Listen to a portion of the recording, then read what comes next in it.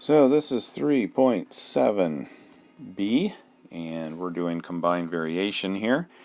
And combined variation basically means we're going to do a couple different things at the same time. All right, so let's look and see what's in this blue box on bottom of page 334. Y varies directly as the nth power of x. Y varies directly, so it's going to be multiply, as the nth power of x. So we're going to have an exponent of their nth power. Y varies inversely as the nth power of x. And then combined, y varies jointly as x and z. Okay? So that's what the jointly looks like, is the multiplication there. All right, so let's go to example 5 and look and see what we've got here. And I would refer back to other stuff in this lesson to do these. Find an equation. All right, so all we're doing is looking for an equation. We're not solving. Find an equation of variation in which y varies directly, okay, so I know it's multiply, as the square of x, okay, so there's my equation, and then they tell me how to find k. Put in 12 for y, put in 2 for x. So we get 3 equals k. So it says find an equation. There's my equation.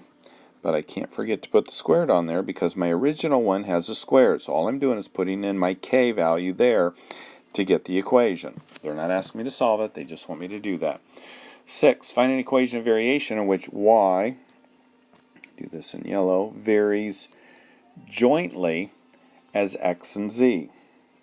So we're using this formula.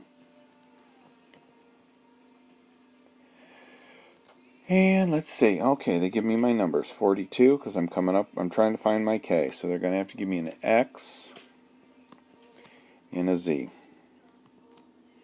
So k equals 7. So if I put in a 7 there, I get that. That's it. One more here. I think we'll be done. No, we have one more example, but all right, so example 7. Find an equation of variation in which y varies jointly.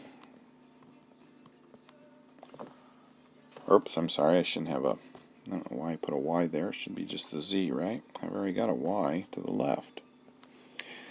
All right, varies jointly as x and z, and inversely as the square of w. Okay, so notice what happened is we've got a combined variation here. We've got a jointly and an inversely. So if it's jointly here and then it goes over my square of w. All right, so then I have to find k. So hopefully they give me numbers for x, z, w, and y. And they do. Y is 105. I'm looking for k. W is 2. Oops, I'm sorry. I don't need w on top. I need an x. What am I doing? X is 3. Z is 20. W is 2. So that's squared, right? So I do this. 105 equals 60k over 4, which is 15. 15.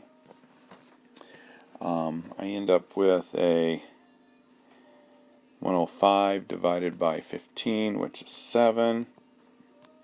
So my general form of the equation looks like this.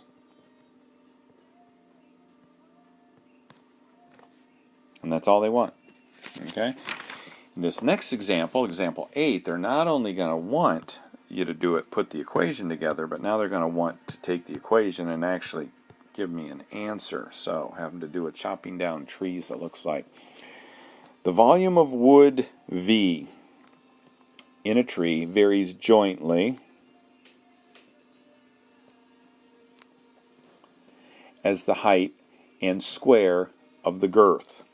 So instead of x and z, we're going to use, okay, we're going to use height and square of the girth, g.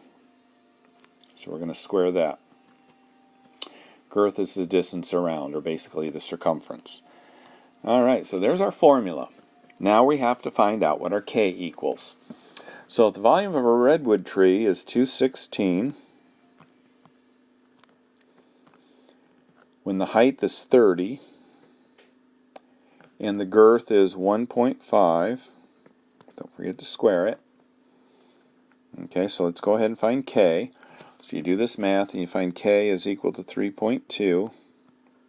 So my formula then is V equals 3.2 hg squared. Okay? Now what do they want us to do with that? What is the height of the tree? So we're looking for this, where the volume is 960. We're looking for h, and the girth is 2 squared, so 4. Okay, so we go ahead and multiply this out. 960 equals 12.8 h. And we get a height then, or yeah, height of a tree of 75 meters. Okay? So that's it for 3.7. So hopefully you take a breath and do some lessons that really aren't too terrible.